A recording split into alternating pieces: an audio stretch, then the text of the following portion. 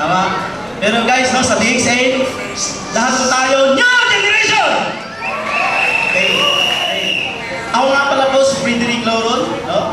Nakita nyo kanina, naka-SUV with my wife, no? Dati pa ako po, no? Bago po ko na-introduce sa DXA, dati po ko empleyado ng Isitanas Bagger. Ngayon po, tingnan nyo, hindi naman bagay, di ba? Okay na, di ba? Sabi nga ng kanina, no? Kanina pa natin dito, DXA changing our lifestyle. Okay? As long as kumikita ka, okay? Babaguhin ang buhay mo. Eh, naman! Talagang ginataw ko po. 1 year, 3 months, I become Star Diamond.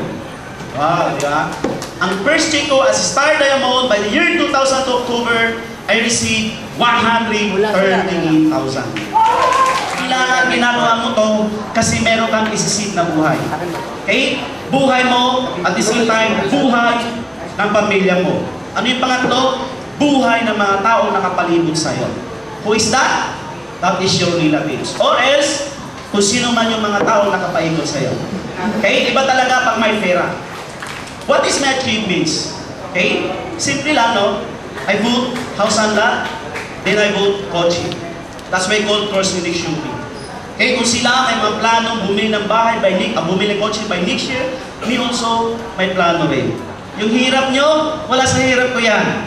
Always remember, okay, bagay lang po ko sa isitan, then I'm living with squatter area. Okay? When starting the exit to these days, I always eat tuyo. Tama? Tuyo. Tuyo sa umaga, hapon, gabi. Kaya ang pati-putis namin, nanunuyo na rin.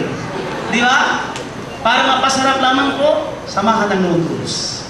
Alam mo, when starting gising, ang pera ko lang sa bulsa is only 5 pesos. Yung 5 pesos na yan, hindi magagalaw yan hanggang sa pag-uwi. Okay, yung ginagawa ko when starting gising.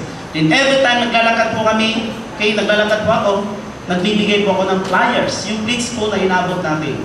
Tama? Pero pag nakakita ko ng mga tao sa totoo lang, pakiramdam nila nagpapalimos ako. Napipil niyo ba yun? Yes! Napipil ko rin yun. Tama? Pero alam niyo, sa totoo lang, kahit naramdaman ko yun, hindi ko po pinansin yun. Kasi